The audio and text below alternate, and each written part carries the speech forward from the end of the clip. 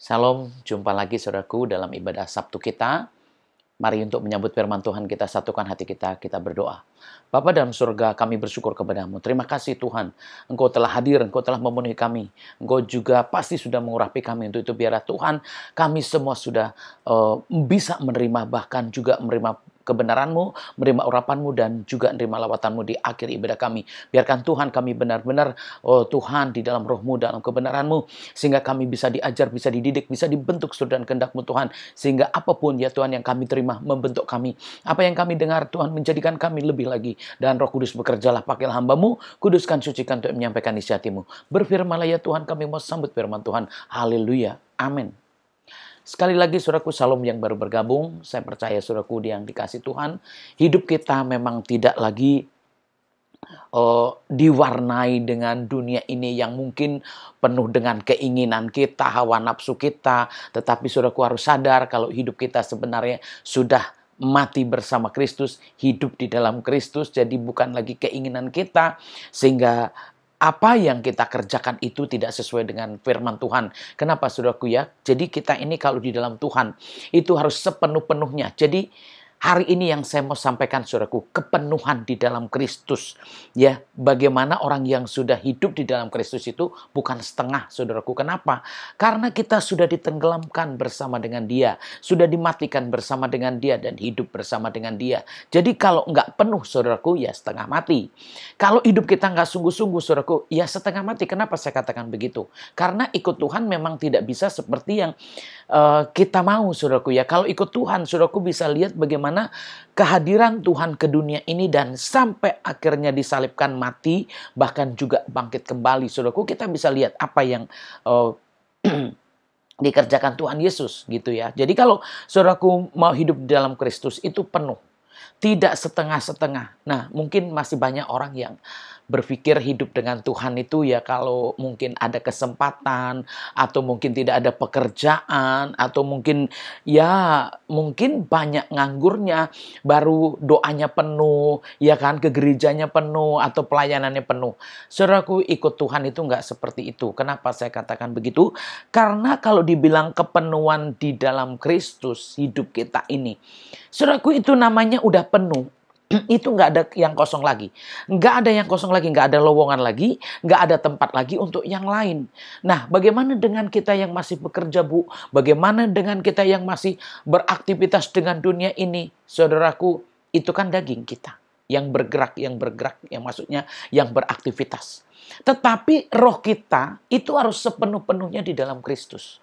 Sehingga hidup kita ini, ya bukan lagi kekuatan kita, tetapi sudah kekuatan Kristus. Nah, saudaraku, kalau bicara kekuatan kita, waduh, saudaraku, ini banyak sekali yang masih hidup. Maksud saya gini, sudah menjadi orang Kristen, sudah ikut Yesus, tetapi memang hidupnya ini masih pikiran sendiri yang penuh. Jadi pikirannya masih dipenuhi dengan dunia ini, ya, dengan kekhawatiran, dengan ketakutan, atau pikirannya masih dipenuhi dengan keinginan-keinginan yang harus tercapai. Saudaraku, bisa saja semua itu terjadi. Tetapi di dalam roh Tuhan, di dalam hidup kita yang bersama dengan Tuhan, mencapainya itu bukan lagi dengan pikiran kita, kekuatan kita yang dulu-dulunya saudaraku ya. Tetapi kita di dalam Kristus itu seperti apa hidupnya. Ya, saudaraku, kita lihat ya dari Kolose ya saudaraku ya. Kolose 2, kita lihat saudara di sini ya. Kolose 2 dari ayat 6 sampai 15. Di mana saudaraku kita ini sudah benar-benar hidupnya itu benar-benar sudah tertanam ya. Jadi kalau kita sama Yesus itu udah, kalau dibilang dicangkok berarti memang sudah menyatu dengan pohonnya. Ya, ranting sudah menyatu dengan pohon. Kalau sama Tuhan Yesus sudah tertanam, bahkan sudah berakar. Nah, berapa banyak yang hidupnya seperti itu? Saya rasa nggak banyak. Kenapa? Karena masih banyak yang kalau melakukan apapun itu atas dasar pengertian sendiri. Kalau melakukan apapun itu atas dasar kepintaran sendiri. Ya, apapun yang mau dibuat atas dasar pengetahuan sendiri. Tentu itu bukan di dalam Kristus. Nah, kalau saudaraku mungkin ya orang-orang yang percaya sepertinya itu ya ini sudah Tuhan kok. Asal udah baik, ini udah Tuhan. Baiknya kita belum tentu kebenaran. Ya saudaraku, atau yang kita buat itu kelihatannya memang benar. Belum tentu saudaraku benar juga sesuai dengan firman Tuhan. Kenapa? Karena memang bedanya di dalam Kristus itu dagingnya tuh mati saudaraku ya. Dagingnya mati. Nah kalau dagingnya mati, sementara dagingnya ini masih berapi-api. Ya, bahkan saudaraku hidup dengan Tuhan. Masih melihat hawa nafsu atau bahkan mempraktekkan hawa nafsu. Sehingga segala sesuatu masih merupakan harus keinginannya sendiri. Jadi menurut pikiran yang nggak baik, ya nggak suka, ya udah nggak mau. Ya menurut pandangan yang nggak sesuai, nggak mau. Saudaraku semua masih keinginan sendiri. Sementara kalau kita ikut Tuhan, memang bedanya di situ saudaraku ya. Suka nggak suka ya, mau nggak mau harus ada di tempat yang kita nggak mau, ada bersama dengan orang yang nggak mau, yang kita tolak, yang kita nggak mau, itu justru ada dekat dengan kita. Nah kalau saudaraku nggak mau, saudaraku ya belum di dalam Kristus. Kenapa? Kita ini akan ditempatkan di tempat-tempat yang kita nggak mau. Kita akan bersama dengan orang-orang yang kita nggak mau. Ya bahkan mungkin bekerja pun, bekerja di tempat yang kita nggak mau. Jadi semuanya itu yang kita nggak mau, saudaraku. Kenapa? Makanya gini, aduh sebenarnya saya udah nggak mau lagi sama dia. Aku sudah nggak mau lagi kerja di situ. Aku nggak mau lagi di gereja itu. Aku nggak mau lagi ketemu orang itu. Semuanya udah nggak mau kan? Nah, berarti itu udah bersama dengan Tuhan. Tetapi kalau saudaraku masih, ya semuanya tuh begitu nggak mau cabut, begitu nggak suka pergi, ya begitu, ya nggak mau lihat lagi. Saudaraku, belum disunat. Belum putus dosanya. Sehingga hidupnya belum penuh di dalam Kristus. Saudaraku kita bisa perhatikan ya dari ayat-ayat ini nanti saudaraku ya. Benar nggak kita sudah penuh di dalam Kristus? Ya benar nggak kita sudah mengikut Tuhan sepenuhnya? Karena kenyataannya nggak seperti itu. Untuk itu mari kita pelajari saudaraku ya dari firman ini ya. Kepenuhan hidup dalam Kristus. Kamu telah menerima Kristus Yesus Tuhan kita, karena itu hendaklah hidupmu tetap di dalam Dia. Saudaraku ini sudah bicara menerima Kristus, berarti ada penetapan. Ya, ada penetapan tinggal. Artinya tidak berpindah-pindah lagi. Ya, tidak percaya yang lain lagi. Tidak mengikuti yang lain lagi, tapi hanya di dalam Kristus. Ya, di dalam Kristusnya itu sudah menetap. Jadi sudah bukan lagi terombang-ambing oleh ajaran ini itu, bahkan apapun itu, nggak terbawa-bawa lagi saudaraku ya. Jadi orang yang terima Kristus itu sebenarnya tidak sebentar A, tidak sebentar B, tidak sebentar C, sampai panjang bahkan masih kemana-mana. Ya saudaraku, saya ngalamin jadi orang Kristen yang begitu saya terima Yesus itu rasanya nggak pengen pindah-pindah ya. Rasanya nggak pengen ganti-ganti lagi dan nggak pengen yang lain lagi. Kenapa? Itu hidup saya, saudaraku ya. Begitu saya terima Yesus, saya merasakan saya nggak butuh yang lain. Ya, saya nggak butuh yang lain, bukan berarti saya sombong ya. Saya merasakan di dalam hidup saya, itu saya merasakan cukup. Ya, bukan cukup duit, saudaraku, tapi saya merasa cukup dalam hidup saya. Sehingga saya tidak perlu orang lain sepertinya. Saya nggak perlu ditolong sepertinya. Saya nggak perlu ini itu. Nah ini kalau ngomong sepertinya bukan berarti saudaraku, ya sepertinya berarti kan secara dunianya itu kayak nggak butuh begitu. Kenapa? Karena memang ternyata begitu Yesus ditempatkan dalam kehidupan kita, atau kita yang menempatkan Yesus ya sudah sepenuh-penuhnya dalam kita dan kitanya di dalam Yesus, memang ada perbedaan saudaraku ya. Perbedaannya apa saudaraku? Memang kita seperti nggak butuh apa-apa. Kenapa? Ternyata inilah yang kita harus alami, bahwa ketika kita bersama dengan Tuhan Yesus itu, saudaraku penuh. Kenapa saya bilang nggak butuh yang lain? Saudaraku ada ayat yang lain saudaraku ya. Kalau saudaraku mungkin ingat ya, digantikan. Jadi kenapa dibilang digantikan? Diambil alih. Jadi sebelum disalibkan Tuhan Yesus pun, ketika kita ini sudah bersama menerima Tuhan Yesus, memang itu diangkat saudaraku, kebutuhan kita, ya, kemauan-kemauan kita, bahkan penderitaan kita itu diangkat sama Tuhan Yesus. Makanya rasanya apa? Cukup. Cukupnya di sini cukup apa? Cukup memiliki Tuhan Yesus. Bukan berarti kalau udah cukup itu nggak butuh makan, nggak butuh minum, nggak butuh duit, bukan begitu.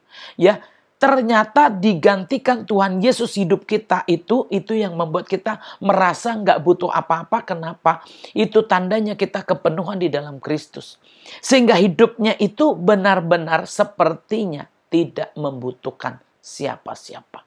Nah, inilah posisi kita setelah kita menerima Yesus, saudaraku ya. Jadi kita harus bisa mengalami ini. Kalau enggak, saudaraku masih terus mencari. Makanya nggak jarang orang yang masih mencari hamba Tuhan. Nggak jarang orang masih mencari gereja. Nggak jarang orang masih berpindah-pindah tempat. Kenapa? Ini sebenarnya yang posisi ini saudaraku belum dapatkan ya. Dan ini pentingnya orang Kristen harus mendapatkan tempat seperti ini ya, yaitu benar-benar menerima Yesus itu sudah menempatkan diri sepenuhnya di dalam Yesus Kristus Tuhan. Dan Yesusnya juga penuh di dalam kita sehingga posisi ini tidak bisa tergantikan oleh apapun juga. Katakanlah saudaraku ya, oleh keberadaan dunia ini. Apa saja saudaraku? Mungkin kepintaran, harta, atau bahkan orang-orang yang kita kasihi, atau siapapun itu nggak bisa menempati posisi ini saudaraku. Sekalipun miskin, posisi ini nggak bisa tergantikan. Sekalipun ditinggalkan orang yang dicintai pun sekalipun, saudaraku nggak bisa tergantikan posisi ini. Kenapa? Karena Tuhan sudah masuk dan menguasai kita. Jadi itulah yang saya katakan saudaraku, seperti nggak butuh orang, nggak butuh pertolongan, nggak butuh apa-apa. Kenapa? Yesus itu menggantikan ketika kita menerima Dia sepenuhnya. Menggantikan kebutuhan kita, itu maksud saya saudaraku ya. Menggantikan semua yang kita mau kita rindukan, bahkan apapun yang mau kita kerjakan itu benar-benar tergantikan. Makanya orang yang bersama Tuhan Yesus itu sendiri nggak apa-apa. Dia berani, saudaraku, kuat. Bahkan disitulah saudaraku ya, di dalam Kristus itu yang membuat orang bisa damai, bisa tenang. Kenapa? Karena memang posisinya itu sudah ada yang benar-benar mengcover seluruh hidupnya. Makanya ini yang saya mau katakan saudaraku ya. Kalau udah percaya Tuhan Yesus, tetapi masih mengikuti ilah-ilah yang lain, masih mengikuti ya yang di luar daripada kebenaran Yesus Kristus, tentu ini yang sebenarnya belum di dalam Yesus.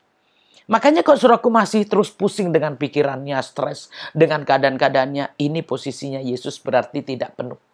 Makanya saudaraku, yang dibilang keyakinan kita di dalam Yesus itu, ya ini ada dalam kepenuhan, membuktikan bahwa orang-orang yang terima Yesus itu berbeda. Kok jadi kuat, kok jadi tenang, kok jadi damai, kok jadi baik. Kenapa? Banyak perubahan saudaraku. Kenapa? Semua itu tergantikan saudaraku ya. Tergantikannya oleh kehadiran Tuhan Yesus. Sehingga percayanya itu benar-benar membuktikan bahwa Tuhan sungguh hadir dalam kehidupannya. Jadi artinya apa saudaraku ya? Supaya ini saya simpulkan aja yang ayat pertama ya. Jadi posisi Tuhan itu ada dalam kehidupan kita penuh. Sehingga hidup kita ini enggak lagi percaya yang lain. Itu yang pasti. Supaya saudaraku bisa nangkep dengan jelas. Tidak mudah untuk diombang-ambingkan. Enggak mudah percaya yang lain. Enggak mudah untuk meninggalkan Tuhan. Enggak mudah untuk murtad. Enggak mudah saudaraku untuk berkhianat. Kenapa? Karena posisi Tuhan Yesus 100%. Sehingga sekalipun miskin enggak bisa diganti dengan harta. Sekalipun mungkin punya cinta nggak bisa digantikan. Ya, cintanya ini nggak bisa digantikan. Jadi hanya satu keyakinanku, hanya satu imanku kepada Yesus Kristus Tuhan Juru Selamatku. Tempat ini nggak bisa ditempati yang lain. Itu maksud saya. Jadi yang pertama, orang Kristen harus memiliki posisi yang seperti ini. Penempatannya harus benar. Ya, letak Tuhannya harus benar, yaitu sepenuh-penuhnya dalam kehidupan kita. Sehingga tidak punya yang lain lagi selain kepada Yesus Kristus Tuhan. Dan udah pasti, di sini pasti ada ketetapan untuk selamat saudaraku ya. Dan ini harus saudaraku garis bawahi, catat penting banget saudaraku. Ini menjadi catatan penting buat orang yang mau mengikut Tuhan Yesus. Jadi supaya di dalam Kristusnya itu seluruh hidupnya tidak setengah-setengah. Kita lihat ke bawah ya saudaraku ya. Hendaklah kamu berakar di dalam Dia dan dibangun di atas Dia. Hendaklah kamu bertambah teguh dalam iman yang telah diajarkan kepadamu, dan hendaklah hatimu melimpah dengan syukur. Saudaraku, bertambah apa? Berakar, dibangun, ya, imannya bertambah-tambah. Jadi kalau saudaraku posisinya udah tepat, tentu bisa ditambahin, saudaraku.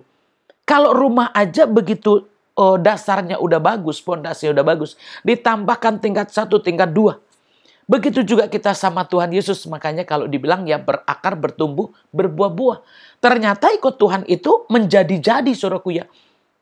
Dengan ucapan syukur, kok dibilang dengan ucapan syukur ini, ya keadaan kita berarti memang harus terus disyukuri.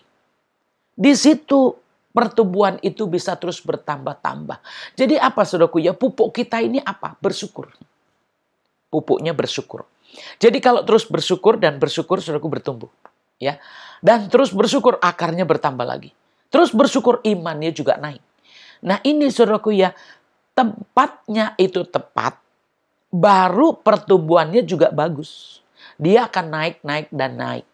Bukan lagi dengan, oh karena saya, makanya bisa maju karena saya. Enggak lagi pakai seperti itu, saudaraku ya.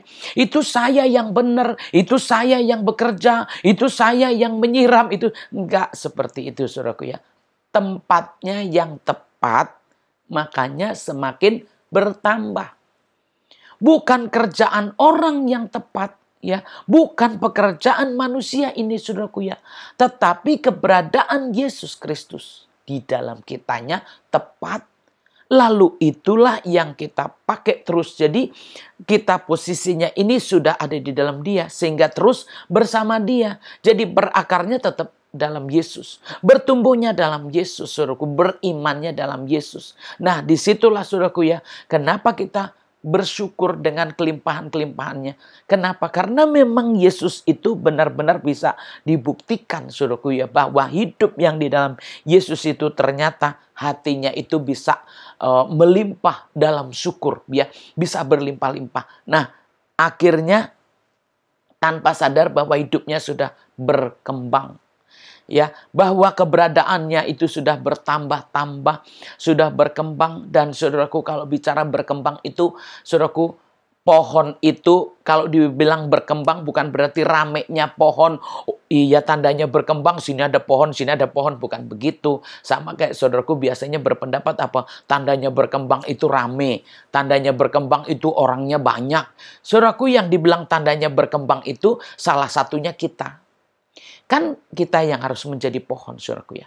Jadi kita semakin apa, saudaraku? Ya kita ini semakin besar dalam segala apapun yang kita kerjakan itu semakin membesar, semakin rindang pohon itu. Jadi kok, saudaraku ya, di sini satu pohon inilah yang akan terus berdaun, ya, berbunga dan berbuah-buah menjadi besar, sehingga itulah yang dibilang ya kita ini bertumbuh, berakar di dalam Dia. Jadi yang paling penting itu, saudaraku ya, ininya dasarnya tadi. Kalau kita sudah benar dasarnya, saudaraku, percaya hidup saudaraku udah pasti akan naik. Udah pasti berkembang. Jadi saudaraku, bukan rame di luar sana, bukan rame sekeliling kita, tapi pohon yang dibilang pohon itu semakin besar itu dari satu pohon. Jadi pohon itulah yang menjadi besar ketika ketika pohon itu benar-benar tumbuhnya itu tepat, posisinya tepat, sehingga akarnya semakin kuat, pertumbuhannya juga semakin bagus. Jadi yang besar itu siapa? Saudara dan saya. Yang hebat itu siapa? Saudara dan saya. Ditentukannya dari mana? Bukan ditentukannya dari orang banyak. Ya, kalau orang banyak, saudaraku, enggak jaminan. Ya, enggak jaminan kita ini tepat di dalam Yesus. Ya, dengan ramenya orang, dengan banyaknya orang, saudaraku, itu tidak jaminan kita sudah benar di dalam Kristus. Tapi kebenaran yang di sini ada di dalam Kristus adalah ketika iman kita itu bertahan, ya, dengan keadaannya seperti apapun di dalam Kristusnya tetap penuh dari awal, ya, dari awal dan seterusnya itu Yesusnya itu tetap penuh. Jadi kepenuhannya justru itu yang membuat kita itu semakin besar. Ya, justru penuhnya kita di dalam Kristus itu yang membuat kita itu semakin melimpah, semakin bisa beriman, semakin bisa bertumbuh, semakin bisa bertambahnya itu karena kepenuhan kita di dalam Kristus. Jadi saudaraku, kadang kita terkecoh dengan keberadaan duniawi, ya, karena duniawinya yang dilihat, wah, sehingga saudaraku berpikir bahwa itu benar, bahwa itu sudah sesuai. Yang sesuai itu ketika saudaraku yang menerima Kristus, lalu berakar dalam Kristus, nggak mudah goyah, nggak mudah terombang-ambing, ya, nggak mudah terjatuh, saudaraku, ya. Itu yang benar. Jadi kok saudaraku masih hasil usaha sendiri, masih pekerjaan manusia maksud saya. Kalau masih pekerjaan fisik kita, manusia kita, itu nggak jaminan kita udah di dalam Kristus, saudaraku, ya. Kenapa? Karena yang di dalam Kristus adalah di sini benar-benar ya bisa apapun yang terjadi itu mengucap syukur itu udah menjadi pupuk. Tetapi kebanyakan bukan mengucap syukur, emosi. Ya, bukan syukurnya yang berlimpah-limpah, emosinya yang berlipat-lipat. Ya kan? Marahnya yang berlipat-lipat. Padahal kalau yang benar di dalam Kristusnya, kalau yang benar bertumbuh di dalam Kristusnya, segala sesuatu benar-benar mengucap syukur. Melimpah dalam segala hal, bersyukur. Ya, jadi bukan emosi saudaraku yang melimpah. Kebanyakan salah, ya. Salah. Kenapa? Karena justru kadang-kadang merasa benernya itu kalau emosi. Ya kan? Kalau marah itu baru benar. Wah, ini benar, ya. Jadi saudaraku masih banyak yang saya lihat masih pendendam. Masih suka menghukum orang, mengucilkan orang, menindas orang, menekan orang, mengintimidasi orang. Dan itu belum, saudaraku, ya. Hidupmu aja belum merdeka. Kalau saudaraku belum merdeka, saudaraku nggak akan bisa memerdekakan orang. Kalau saudaraku hidup, saudaraku aja belum merdeka, ya, belum bisa benar-benar mengucap syukur, saudaraku tetap akan menjadi orang yang menindas orang. Ya, itulah saudaraku. Sehingga saudaraku bagaimana mau bertumbuh? Saudaraku nggak akan bisa berkembang, nggak akan bisa bertumbuh. Hidup di dalam Tuhan itu kita sendiri merdeka, orang lain ikut dimerdekakan. Kita nggak lagi menghukum orang, nggak lagi fitnah orang, nggak lagi menjatuhkan hukuman kepada orang, nggak lagi menuntut orang lain, atau bahkan membuat orang lain itu nggak baik. Itu bukan dari Kristus. Kenapa? Karena Tuhan Yesus itu benar-benar Dia menjadikan orang itu merdeka. Jadi kalau kita penuh di dalam Kristus, kita nggak akan menghukum siapapun juga. Ya, nggak akan. Kenapa? Karena memang kita sudah dalam Tuhan. Jadi apapun yang terjadi, mengucap syukur itu satu bukti bahwa kita sudah di dalam Kristus Yesus. Ya, jadi itulah saudaraku, yang mengucap syukur itu berarti kan tidak emosional, tidak pemarah. Mengucap syukur. Walaupun keadaannya nggak baik, jauh daripada yang baik. Mengucap syukur. Ini sebenarnya, aduh marah sekali, tapi kita mengucap syukur aja lah. Bisa seperti itu. Waduh ini sebenarnya nggak benar. Ya ini saudaraku, ya, itu satu bukti kehadiran Tuhan. Sehingga hidupnya itu bukan lagi meluapkan emosi, tapi luapannya ucapan syukur. Tandanya bertumbuh, beriman, berakar bersama Kristus. Dan ini tidak boleh keluar dari semua itu. Hati-hatilah supaya jangan ada yang menawan kamu dengan filsafatnya yang kosong dan palsu menurut ajaran turun-temurun dan roh-roh dunia, tetapi tidak menurut Kristus. Saudaraku, kita nggak bisa mengajar apapun itu di luar Kristus. Yang punya ajaran itu cuma Tuhan Yesus. Guru besar kita itu Tuhan Yesus. Jadi ajaran yang kita ajarkan, yang kita praktekkan dalam kehidupan kita itu hanya ajaran Tuhan Yesus. Ajaran Tuhan Yesus itu apa, saudaraku, ya? Kasihilah Tuhan Allahmu, ya. Dan kasihilah sesamamu manusia. Enggak ada yang lain yang lebih penting dari semua itu. Itu yang paling sempurna, saudaraku, ya. Udah enggak ada yang lain. Nah, ketika saudaraku ngomong mengasihi Tuhan, tetapi tidak mengasihi manusia, itu bukan ajaran Kristus. Karena ajaran Kristus itu nomor satu cuman kasih. Ya, kasih. Kalau kasih itu sudah ada Tuhan Yesus artinya. Belajar, saudaraku, ya. Jadi kalau sudah ada itu ajaran. Yang paling pertama, bahkan itu ajaran itu hukum juga yang paling utama. Nah, kalau saudaraku bilang mengasihi, ya, tetapi masih menerapkan hukum terus sendiri. Setiap orang mungkin masih harus dihukum. Ini harus dihajar, ini harus ditegur, ini harus di... Saudaraku, hati-hati. Sebenarnya saudaraku, ketika kita menghukum orang, saudaraku juga sudah ditawan sama iblis. Ketika saudaraku sudah menindas orang, saudaraku sudah ditindas sama iblis. Dalam tekanan-tekanan yang sama. Sehingga saudaraku akan memperlakukan orang sama seperti itu. Kenapa? Karena iblis di dalam hidupmu. Kalau Kristus di dalam hidup kita, enggak akan melakukan seperti itu. Ketika Kristus di dalam kita, kita merdeka, orang lain dimerdekakan.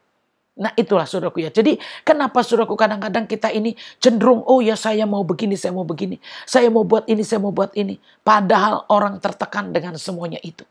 Walaupun kelihatannya baik, kelihatannya benar saudaraku ya. Tetapi hukum Kristus tidak ada di situ. Hukumnya apa? Hukum kasih. Nah mungkin ada orang juga yang merasa, oh saya nggak begitu. Saya biarkan saja orang. Ya, orang ya diperlakukannya sepertinya baik. Salah dibiarkan, gak benar dibiarkan. Saudaraku, itu pun bukan hukum Kristus. Karena sifat Kristus beda lagi, saudaraku ya.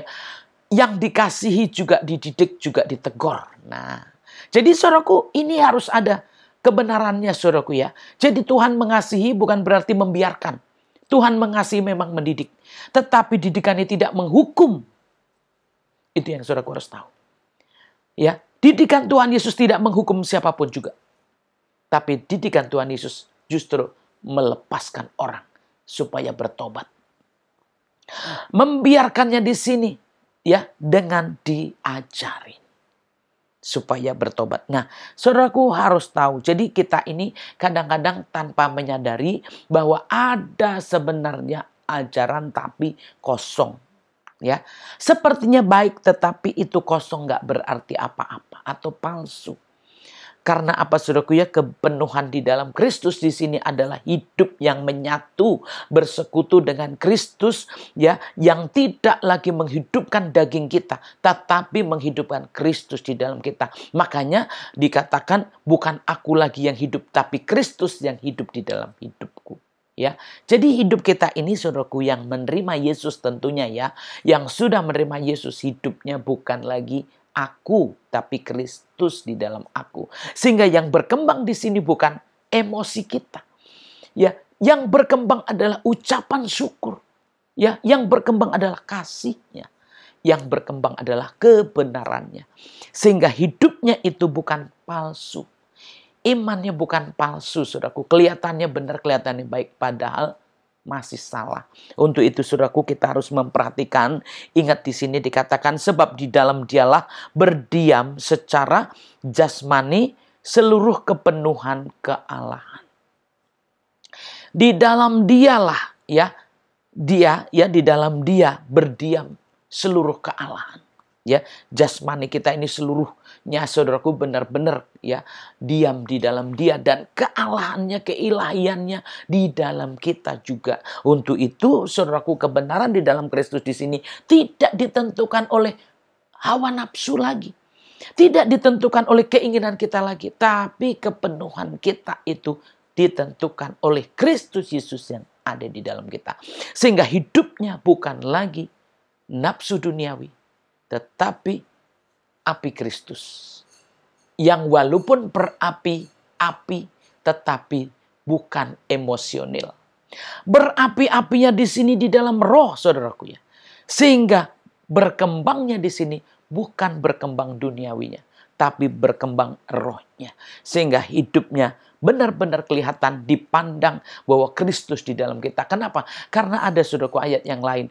Ya, kalau saudaraku di perjanjian lama, saudaraku lihat juga ada di bilangan ya orang-orang yang dahulu. Ya, saudaraku lihat orang yang bersama dengan Musa. Begitu kepenuhan itu berbeda.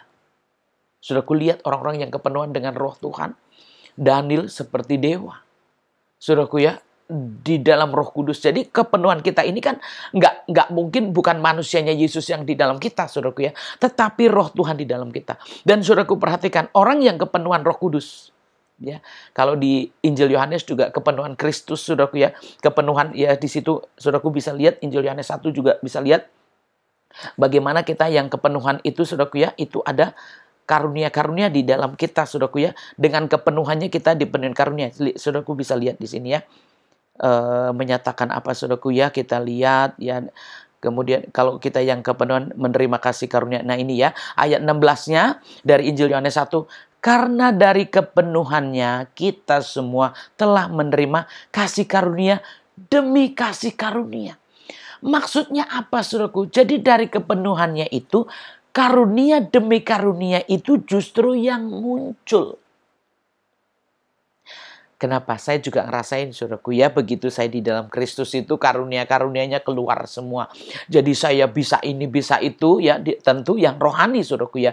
Kalau dulu nggak bisa apa-apa saudaraku, berdoa aja nggak bisa. Apalagi berkhotbah saudaraku nggak bisa. Jadi saudaraku itu bedanya. Karunia-karunia itu muncul. Ya, jadi orang yang sudah benar di dalam Kristus, saudaraku ya, tempat Yesus di dalam kita itu, yang keluar itu kasih, kasih, kasih, dan kasih. Karunia-karunia itu keluar semua.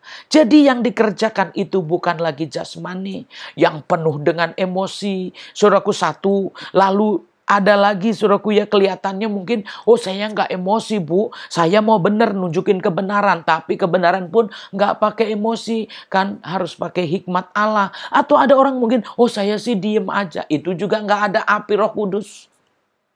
Saudaraku, berapi-api nafsu itu bukan Roh Kudus. Ya, diem saja juga bukan Roh Kudus. Tetapi orang yang kepenuhan dengan Roh Kristus, ya, yang kepenuhan di dalam Kristus, saudaraku juga bisa lihat di 1 Korintus 12. Yang dikerjakan itu apa saudaraku ya? Waduh, dia bisa melakukan apa saja. Karena adanya Roh Kudus, percayanya kepada Tuhan Yesus itu sesungguh-sungguhnya dimeteraikan, di situ ada roh yang di dalam kita. Sehingga yang keluar itu kasih karunia Tuhan itu. Sehingga hidupnya beda. Makanya tadi saya bilang, berlimpah. Bisa bersyukur berlimpah-limpah, saudaraku ya.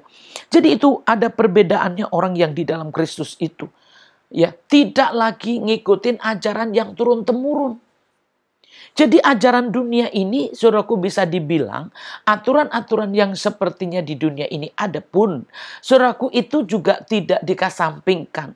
Tetapi di dalam Kristus itu akan teratur sendiri, saudaraku.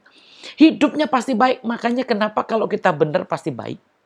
Tapi kalau baik belum tentu benar, saudaraku ya. Makanya hidup di dalam Kristus di sini, justru kita hidupnya tersusun rapi. Jadi nggak mungkin kalau di dalam Kristusnya benar itu pelayanannya nggak benar. Saya yakin, saudaraku ya. Kalau sudah benar dalam Kristusnya, pelayanannya pasti benar. Ya, hidup di dalam Kristus, saudaraku ya, benar-benar kita bisa bergereja dengan baik. Bisa bersekutu. Makanya ada lagi di 1 Yohanes juga, saudaraku ya. Kita itu identik dengan persekutuan kalau kita sudah di dalam Kristus. Kenapa? Karena kita bersekutu nih, ya. Kalau kita juga Tritunggal, ada Bapa, ada Firman, ada Roh, saudaraku ya. Kita juga seperti itu ketika kita udah di dalam Tuhan, saudaraku, itu bedanya, saudaraku, kita ini benar-benar bisa bersatu, bisa bersekutu. Enggak bertengkar terus, enggak ribut terus. Kenapa? Karena itu enggak bisa dibohongin, saudaraku. Kita ada tanda persekutuannya ya. Tandanya kita hidup di dalam terang ya. Karena dikatakan ya, kalau saudaraku bisa lihat 1 Yohanes 1, saudaraku bisa dibilang Allah adalah terang. Saudaraku, enggak butek lagi kalau kita itu di dalam Kristus. Ya, kita udah terang, dan terangnya ketahuan, saudaraku, di sini adalah ya tandanya kita enggak di dalam kegelapan lagi. Saya akan bacakan ayat 5. Dan inilah berita yang telah kami dengar dari Dia. Dan kami sampaikan kepada kamu, Allah adalah terang, dan di dalam Dia sama sekali tidak ada kegelapan. Saudaraku, catat benar ini. Catat benar. Di dalam Kristus enggak ada kegelapan. Kalau saudaraku kerjaannya emosi, marah-marah terus, saudaraku, nggak bisa bersyukur, nggak bisa mengampuni, cenderung balas dendam, saudaraku, itu gelap. Hidupmu masih gelap, Kristus nggak penuh. Ya, atau bahkan belum Kristus di dalam kita. Karena begitu ada Kristus, sudah terang, saudaraku ya. Sehingga apapun juga kita bisa bersyukur. Bukan berarti kita membenarkan kesalahan-kesalahan, tidak. Tetapi terang itu membuat kita jelas bisa melihat kebenaran itu dengan jelas. Untuk itu dikatakan lanjut di sini, jika kita katakan bahwa kita beroleh persekutuan dengan Dia. Nih, tadi kenapa saya katakan ya, karena memang udah menerima Dia berarti persekutuan dengan Dia ya. Bersekutu dengan Dia. Saudaraku, perhatikan di sini, jika kita katakan bahwa kita beroleh persekutuan dengan Dia. Ya, namun kita hidup di dalam kegelapan. Kita berdusta. dan kita tidak melakukan kebenaran. Nih, jadi kalau kita ngomong udah terima, udah bersekutu, udah bersatu dengan Yesus Kristus Tuhan. Tetapi saudaraku masih dalam kegelapan. Kegelapan itu apa sih saudaraku? Enggak lihat. Enggak melihat. Namanya gelap, enggak melihat. Ya, jadi masih melihatnya apa? Masih apa yang dikerjakan? Ya masih seperti itu. Masih tidak melihat terang itu. Karena dikatakan ya 7. Tetapi jika kita hidup di dalam terang sama seperti dia ada di dalam terang, maka kita beroleh persekutuan seorang dengan yang lain. Nah, jadi kalau kita benar itu kita beroleh persekutuan seorang dengan yang lain. Tetapi kalau saudaraku masih sama orang gak bisa damai, sama orang gak bisa akur, cenderung mau balas, cenderung mau, ya kelihatannya, oh saya sih gak balas bu, saya cuma mau klarifikasi. Saya cuma mau kasih tahu, saya cuma mau ini. Tapi lihat, kalau cara saudaraku masih hawa nafsu, bukan klarifikasi. Ada orang seperti klarifikasi tapi balas dendam. Itu bukan. Kenapa? Karena di sini ada persekutuan seorang dengan yang lain. Nggak suka ribut. Nggak suka bertengkar. Itu ciri-cirinya saudaraku ya. Kenapa? Terang itu sudah ada saudaraku ya. Sudah diterangi sehingga yang gelap-gelap itu nggak lagi. Makanya beda saudaraku ya. Terima Yesus itu jadi baik saudaraku ya. Jadi alim saudaraku. Kenapa? Karena memang udah lihat kebenaran. Sehingga hidupnya nggak lagi mau yang gelap-gelap. Nggak mau lagi yang melakukan hal seperti itu. Walaupun mungkin dirugikan. Bersyukur Tuhan sudah mengambil alih. Udah tahu keberadaan Tuhan di dalam kitanya. Sehingga apa yang terjadi itu, Kristus sudah bersama dengan kita. Sehingga terang itu sudah membukakan kita. Sehingga kita tidak lagi berlaku seperti orang dunia. Nggak berlaku lagi seperti orang yang nggak kenal Tuhan. Atau mungkin juga tidak mempraktekkan seperti orang dunia. Kalau orang dunia itu begitu apa-apa dikit, wah harus diklarifikasi. Harus diselesaikan, harus begini. Beda cara Tuhan. Selesai kita satu, berdoa. Yang kedua kita mengampuni. Itu baru selesai. Kalaupun ngomong, udah menyampaikan dengan kasih. Dan cara hidup yang seperti itulah di dalam Kristus. Untuk itu saudaraku harus tahu karena kita mendapatkan persekutuan satu dengan yang lain, ya. Dan darah Yesus anaknya itu menyucikan kita daripada segala dosa. Nah, itu saudaraku ya. Kita bisa bersama-sama dan darah Kristus itulah yang bisa menyucikan kita dari segala dosa. Jadi saudaraku ini satu bukti yang di dalam Kristus itu kepenuhannya. Karena dengan kepenuhannya itulah karunia itu muncul. Saudaraku nggak akan bisa kita berbuat baik tanpa ada Kristus di dalam kita. Nggak akan bisa mengampuni. Nggak akan bisa mempraktekkan hal-hal yang baik saudaraku. Kenapa? Karena memang perlunya Kristus di dalam kita. Itu yang membuat kita manis dan lembut. Yang membuat kita juga bisa mengucap syukur. Ya, itu yang sebenarnya saudaraku. Tetapi ketika kita semuanya masih, oh nggak bisa. Harus begini, harus begini, harus begini. Maaf saudaraku. Firman itu tidak masuk di sini saudaraku ya. Kebenarannya kita setelah bersama dengan Tuhan Yesus. Klarifikasi sebuah masalah adalah doa dan pengampunan. Baru kita jumpai dengan kasih. Ya, itulah saudaraku yang benar. Bukan klarifikasi dengan kita melakukan hal-hal yang sifatnya menghukum orang lain. Yang sifatnya menghajar orang lain. Yang sifatnya mendukakan orang lain. Dan inilah saudaraku kita harus belajar. Kita juga harus tahu hidup yang seperti ini. Memang karena Kristus saudaraku. Jadi siapapun kita. Bukan berarti yang emosional. Bukan berarti yang diem saja. Tetapi semuanya kita. Baik yang diem maupun yang emosional. Sama-sama kita selesaikan. Sama-sama kita masuk dalam Kristus. Untuk menyelesaikan keadaan kita. Untuk menyelesaikan masalah kita. Dan kita berakhir dengan apa? Keselamatan tetap milik kita. Itulah saudaraku ya. Yang kita harus tahu ya. Jadi kealahan, kepenuhan kita. Kealahan itu ya saudaraku ya. Seluruh jasmani kita ya benar-benar kepenuhan kealahan. Jadi seluruh kehidup kita itu penuh dengan keilahian. ketuhanannya itu benar-benar penuh dan kelihatan di dalam kita semuanya. Dan kamu telah dipenuhi dalam Dia. Dialah kepala semua pemerintah dan penguasa. Nah ini saudaraku, jadi kalau kita sudah di dalam Dia, Dia sudah di atas segala-galanya saudaraku ya. Jadi percayalah saudaraku ya, ketika kita bersama dengan Tuhan Yesus, Yesus sudah kepala di atas kepala. Jadi percayalah saudaraku, bukan kalah tetapi kita yang mengalahkan yang jahat itu justru dengan kebenaran itu saudaraku ya. Jadi kalau kita sungguh-sungguh saudaraku ya, mengambil satu kebenaran, bukan dengan langsung membabi buta. Mengambil sebuah kebenaran adalah sungguh-sungguh direfleksikan, ya, diimpartasikan, diterima betul, sampai akhirnya menjadikan kita benar sesuai dengan firman Tuhan.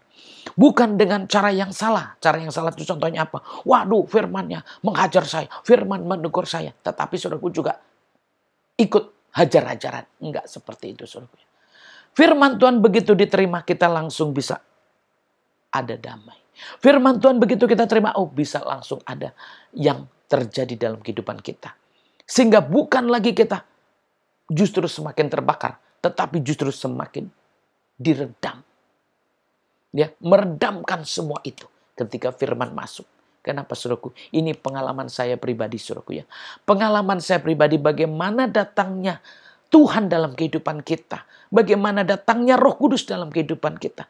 Bagaimana datangnya firman dalam kehidupan kita. Sungguh saudaraku ya. Yang tadinya meluap-luap bisa padam saudaraku. Yang tadinya emosional benar-benar bisa teduh saudaraku. Itu saya. Saya mengalami. Ya, saya secara pribadi itu mengalami Tuhan memenuhi saya bagaimana sebelum hadirnya Roh Kudus seperti apa. Sebelum saya dengar firman Tuhan seperti apa. Waduh, benar-benar saudaraku ya. Itu keberadaan manusia itu gak jauh-jauh saudaraku. Kita sama. Udah pasti kalau gak ada Roh Kudus kita cenderung akan menghukum orang. Kalau gak ada Roh Kudus cenderung kita akan berbuat yang sama saudaraku. Itu manusiawi. Tetapi marilah saudaraku kita semua yang menerima Kristus. Kita menyatu dengan Kristus. Ya, bertumbuh berakar bersama dengan Kristus.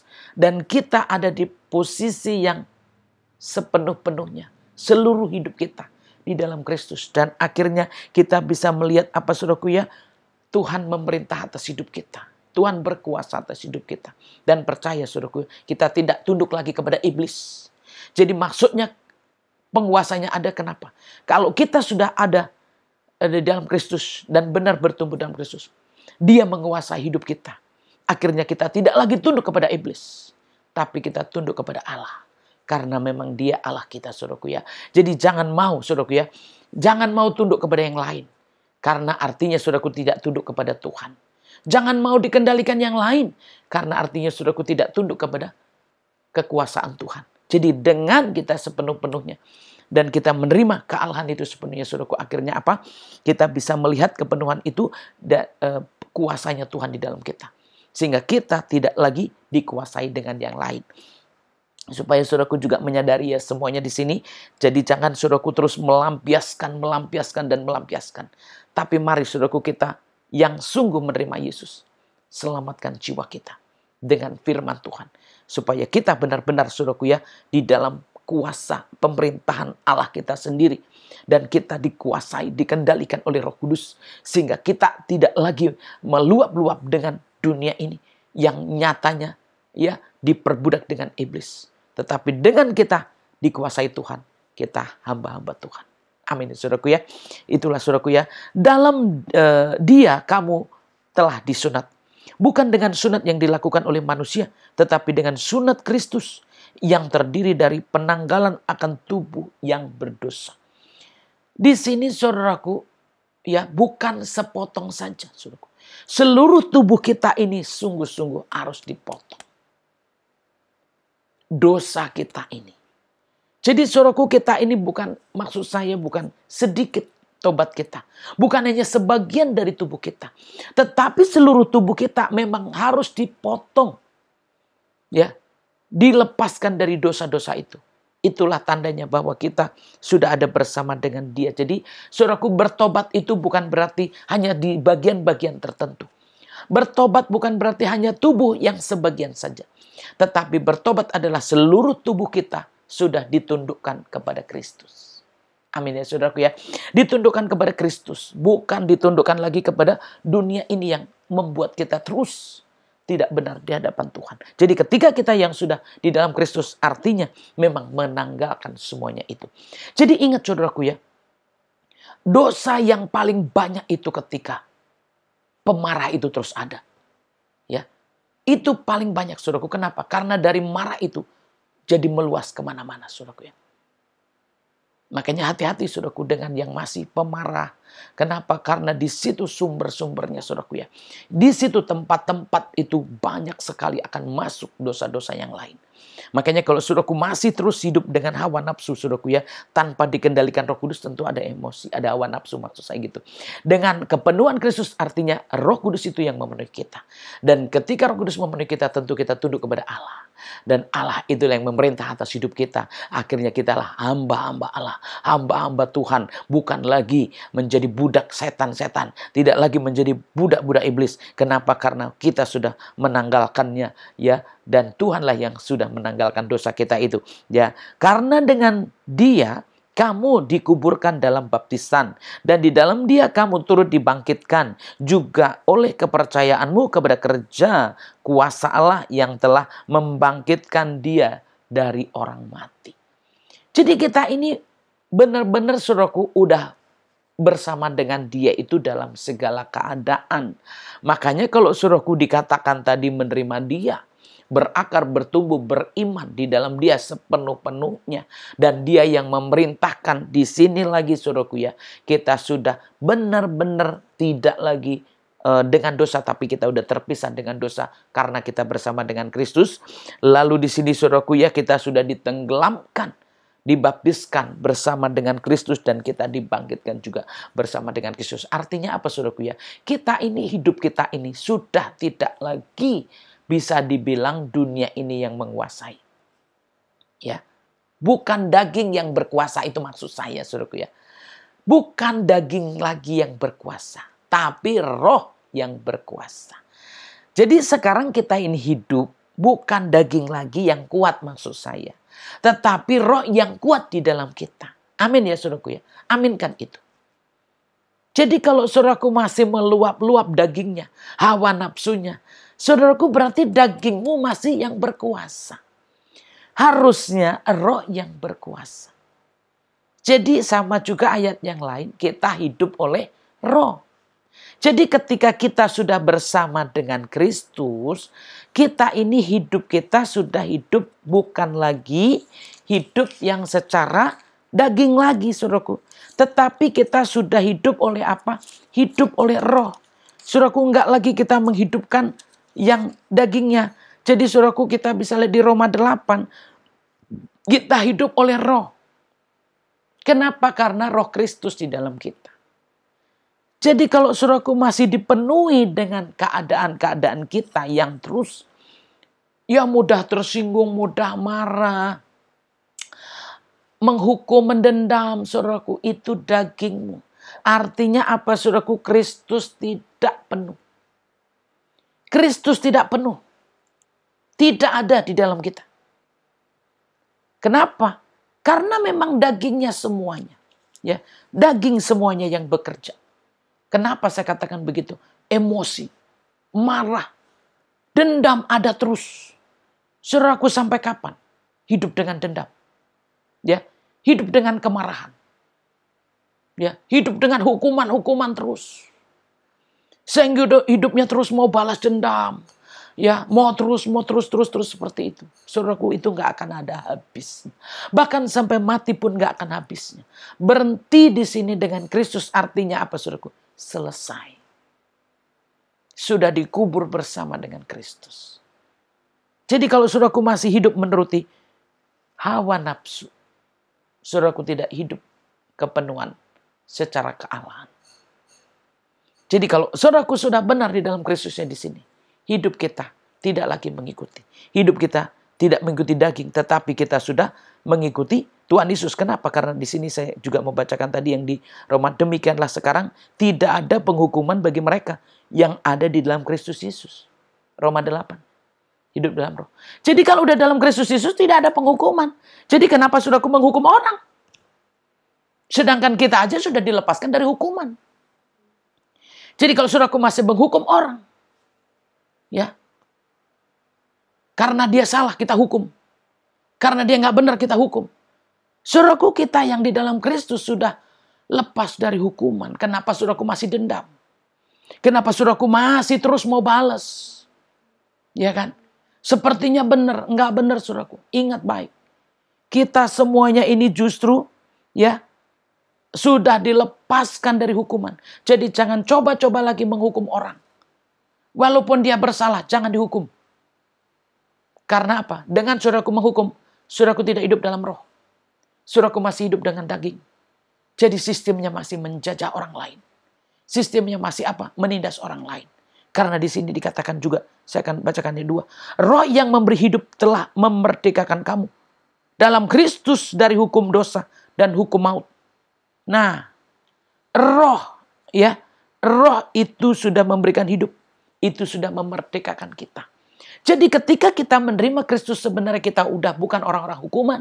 Kita bukan orang-orang juga yang berhak menghukum orang lain. Kita ini sudah dimerdekakan, saudaraku ya. Jadi kita harus merdeka benar-benar. Dan jangan kita meletakkan hukuman kepada siapapun juga. Walaupun sifatnya sepertinya benar, tapi saudaraku itu salah. Jangan coba menghukum orang lain, saudaraku ya. Sedangkan kita tidak mengampuni aja. Nggak mau berdamai aja. Sifatnya sudah menghukum orang. Kalau ada orang yang minta maaf, saudaraku nggak mau memaafkan. Saudaraku sudah menghukum orang. Kalau orang sudah datang kepada saudaraku, saudaraku nggak mau terima. Saudaraku sudah menghukum orang. Ya, dan itu sudah tidak di dalam Kristus Yesus.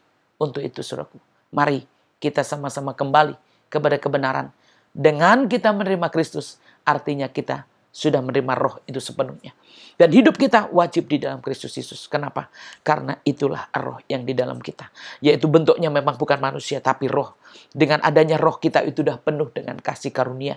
Sehingga karunia-karunia itu muncul karena kepenuhan kita di dalam Kristus. Dan kita tidak lagi diperbudak daging kita, tetapi kita sudah dimerdekakan. Dengan kita dimerdekakan, kita juga mau orang lain merdeka. Kita juga mau orang lain berbahagia. Kita juga mau orang lain tersenyum. Kita mau juga orang lain juga menerima kebaikan-kebaikan dari kita. Untuk itu setiap orang yang sungguh di dalam Kristus, saya percaya, tidak lagi mau menghukum orang. Tidak lagi mau menindas orang. Tapi justru mengasihani dan mau menolong orang. Apalagi orang yang mau datang minta maaf. Orang yang mau datang minta ampun. Kita harus mau. Kenapa? Karena bukan kita yang menghukum lagi. Ya, kita sudah dimerdekakan. Kita harus memerdekakan orang. Ya, jadi ketika saudaraku nggak mau mengampuni, nggak mau berdamai, saudaraku sedang menghukum orang lain. Dan tahukah saudaraku, kalau hidupmu ternyata masih di bawah hukuman itu, belum di dalam Kristus Yesus Tuhan.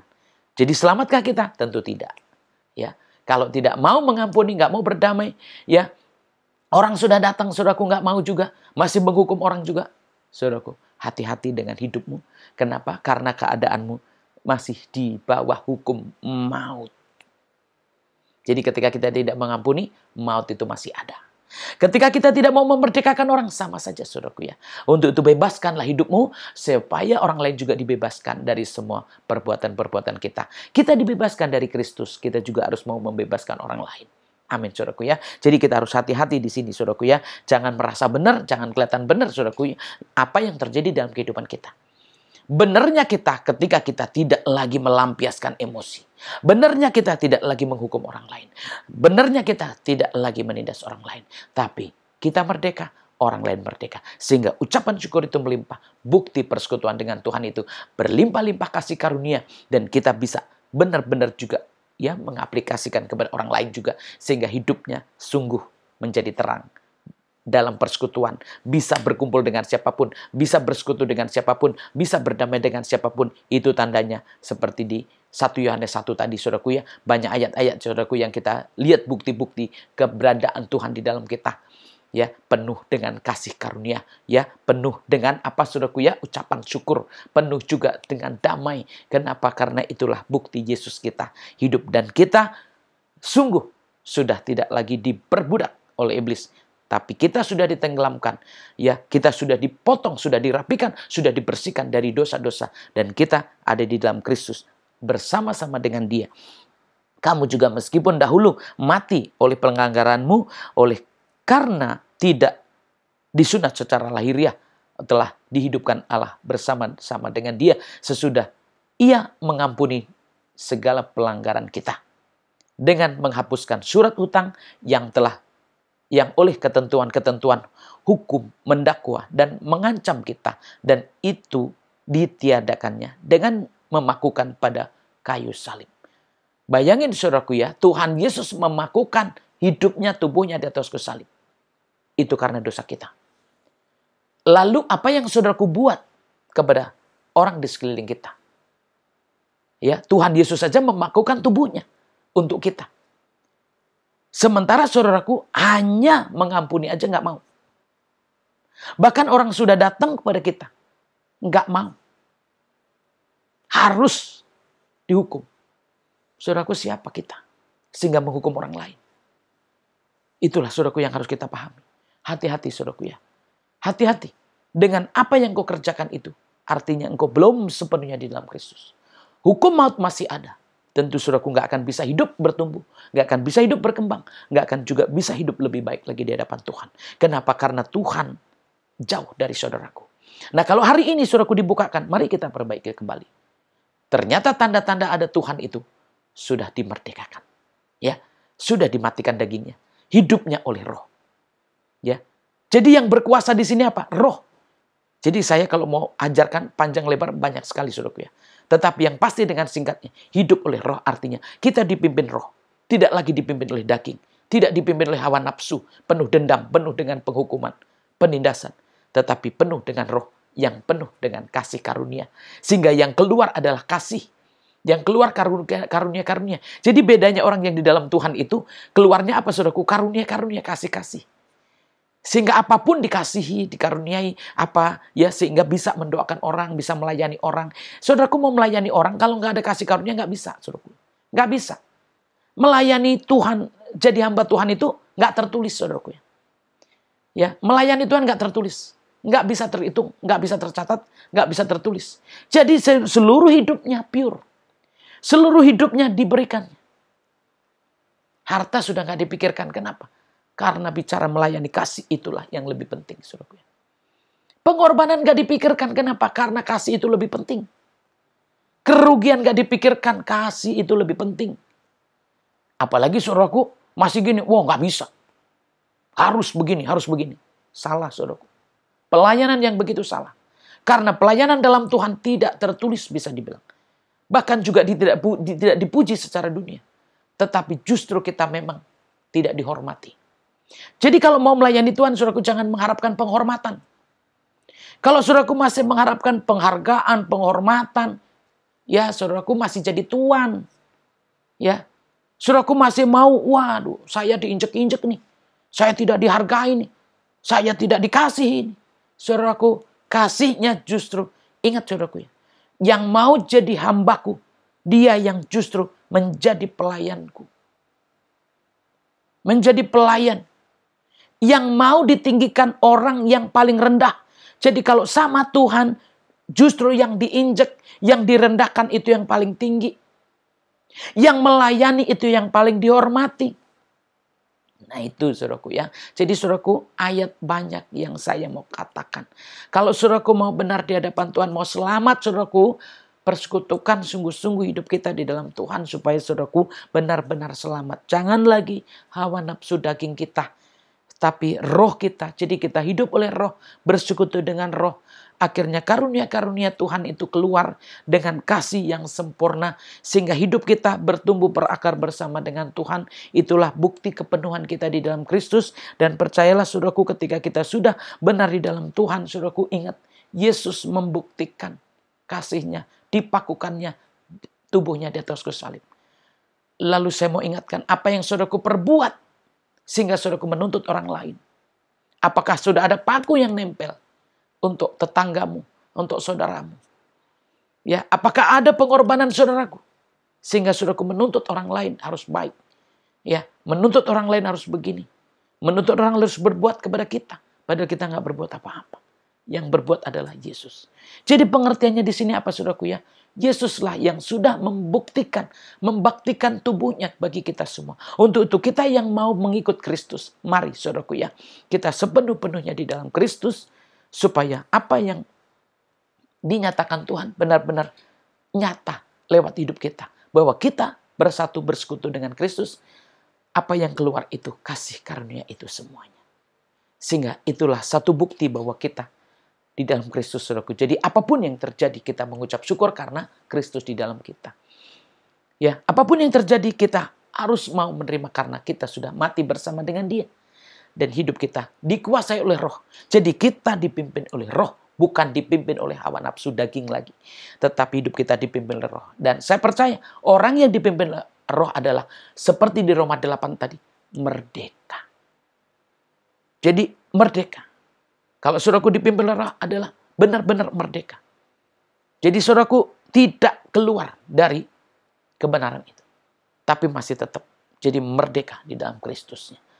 Maka itu kalau saudaraku sungguh-sungguh di dalam Tuhannya, saudaraku akan terus ada bersama-sama karena disitulah pimpinan Roh itu yang membuat kita bisa tunduk kepada Allah. Tapi kalau pimpinan daging, saudaraku nggak bisa tunduk kepada Allah. Jadi kalau saudaraku yang sesungguhnya di sini, ia telah melucuti pemerintah-pemerintah dan penguasa-penguasa dan menjadikan mereka tontonan umum dalam kemenangannya atas mereka. Jadi kalau saudaraku yang sungguh di dalam Kristus, saudaraku, kita semua bisa melihat kita itu walaupun memang disalibkan Tuhan Yesus, tetapi justru di situ kemenangannya buat kita orang percaya. Jadi kalau saudaraku ditindas, saudaraku nggak dihormati, di situ justru kemenangan saudaraku. Saudaraku nggak dianggap, di situ saudaraku menang. Nggak dihargai, di situ saudaraku menang. Jadi kalau saudaraku menerima semuanya itu, seperti apa hidup kita orang percaya? Ya, hidup sudah dipimpin oleh Roh, ya, sudah sepenuh-penuhnya. Karena kepenuhan kita di dalam Kristus membuktikan bahwa hidup kita bukan lagi saudaraku daging tetapi roh. Dan dengan roh itulah kita merdeka sehingga orang lain juga ikut dimerdekakan. Jadi kita tidak lagi menghukum orang, tidak lagi mendendam sama orang. Tapi kita justru mau memerdekakan orang lain. Kenapa? Karena kita sudah dimerdekakan Tuhan. Dengan adanya roh di dalam kita, kita di dalam Tuhan. Ya, dengan adanya kita kemerdekaan ucap syukur, kita di dalam Tuhan. Dan itulah membuktikannya bahwa kita sepenuhnya sudah mati bersama dengan Dia dan bangkit bersama dengan Dia. Untuk itu, kita yang sudah menerima Tuhan, harusnya kita terus tetap bersama dengan Tuhan. Jangan pakai daging kita, saudaraku ya. Apapun yang kita kerjakan hadapi dengan Roh Kudus. Supaya karunia itu Tuhan, maksud saya karunia itu ada dan kita terus bisa mengasihi, bisa mengampuni dan akhirnya itulah tandanya bahwa dengan kita menerima, kita bersekutu dengan Dia, kita di dalam terangnya tidak lagi dalam kegelapannya ya. Dan ya saudaraku kalau mau saya sampaikan semua tentu tidak cukup hari ini dan inilah singkatnya saudaraku ya, hidup di dalam roh itulah bukti kepenuhan kita di dalam Kristus dan karunia itu muncul ya, bukti bahwa Yesus juga sepenuhnya dalam kita sehingga bukan daging lagi yang menguasai kita tapi roh di dalam kita. Karena Yesus itu bentuknya sudah roh di dalam kita sehingga penuh kasih dan karunia. Itulah saudaraku ya firman hari ini supaya kita semua memahami sehingga tidak lagi dipimpin oleh dunia roh, maksud saya daging, tetapi kita dipimpin oleh roh. Dan apa yang terjadi? Kita sungguh hidup sudah bersama dengan Kristus. Untuk itu mari kita sama-sama bersama dengan Kristus setiap hari ya dalam segala keadaan apapun juga. Tuhan Yesus memberkati. Mari saudaraku kita satukan hati kita berdoa. Kita sama-sama saudaraku meredahkan hati di dalam Tuhan. Roh Kudus bekerjalah di dalam kami semua. Kalau Tuhan kami kadang-kadang merasakan tidak dihargai, tidak dihormati. Tuhan biarlah Tuhan justru itulah kami bisa menang atas semuanya itu Tuhan Yesus. Dengan kami direndahkan artinya Tuhan mengangkat kami. Dengan kami dihinakan justru Tuhan yang mengangkat kami. Untuk itu biarlah Tuhan kami mengerti, kami memahami lebih lagi bahwa Kristus di dalam kami. Sehingga kepenuhan itu yang membuat kami merdeka. Kepenuhan itu yang membuat kami sukacita. Kepenuhan itu yang membuat kami menang. Kepenuhan itu yang membuat kami sungguh-sungguh di dalam Kau Tuhan. Untuk Untuk itu Tuhan, kami bisa mengampuni, kami bisa memerdekakan orang lain karena Engkau Tuhan di dalam kami. Untuk itu Roh Kudus bekerjalah lebih lagi dan tuntunlah kami, untuk kami tinggal di dalam Engkau dan Engkau di dalam kami, sehingga kami dalam terang-Mu, dalam persekutuan yang benar, dalam hidup yang benar, dalam kemerdekaan, tidak dalam penghukuman maut lagi di dalam Kristus Yesus. Terima kasih Bapa, biarlah rema firman-Mu di dalam kami, dan Roh Kudus yang memeteraikannya di dalam kami, sehingga itu yang membuat kami terus bertumbuh di dalam Kristus Yesus. Terima kasih Tuhan Yesus, Engkau memberkati setiap ibadah, Engkau memberkati setiap pelayan, Engkau memberkati setiap anak-anak-Mu yang sudah sungguh-sungguh menerima Tuhan, mendengarkan, biarkan benar-benar Tuhan menjadikan yang lebih-lebih lagi di hadapan-Mu. Dan tuntunlah kami semua dalam roh dan kebenaran-Mu Tuhan, sehingga kami tidak hidup dalam perbudakan dunia ini, tidak lagi dikendalikan oleh daging kami, tapi dikendalikan oleh Roh Kudus-Mu Tuhan, sehingga kami bisa hidup merdeka, hidup dalam kuasa-Mu dalam Kristus Yesus. Terima kasih Tuhan Yesus, sempurnakanlah kami dalam kuasa-Mu, dalam roh dan kebenaran-Mu, untuk kami terus mempersembahkan yang terbaik, terutama hidup kami di hadapan-Mu ya Tuhan Yesus. Dan apapun yang kami lakukan, biarkan untuk kemuliaan bagi nama Tuhan, baik berbentuk materi, baik berbentuk pelayanan, pengorbanan, apapun juga Tuhan, kiranya menjadi harum di hadapan-Mu, karena kami hidup di dalam Engkau dan Engkau di dalam kami. Untuk itu sempurnakanlah seluruh ibadah kami dan seluruh persembahan kami dalam Kristus Yesus yang sudah mengajar kami berdoa. Mari kita sama-sama naikkan doa Bapa kami. Bapa kami yang di surga, dikuduskanlah nama-Mu, datanglah kerajaan-Mu, jadilah kehendak-Mu di bumi ini seperti di surga. Berikanlah kami pada hari ini makanan kami yang secukupnya, dan ampunilah kami akan kesalahan kami, seperti kami juga mengampuni orang yang bersalah kepada kami. Dan janganlah membawa kami dalam pencobaan, tetapi lepaskanlah daripada yang jahat, karena Engkau punya kerajaan dan kuasa dan kemuliaan sampai selama-lamanya. Amin. Mari saudaraku, kita juga menerima berkat kasih karunia Tuhan.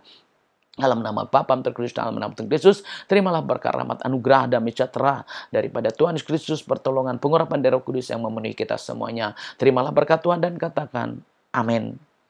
Saudaraku yang dikasih Tuhan, dimanapun saudaraku berada, kita tetap berjumpa di dalam Yesus Kristus Tuhan dalam ibadah-ibadah kita yang akan datang. Salam, Tuhan Yesus memberkati.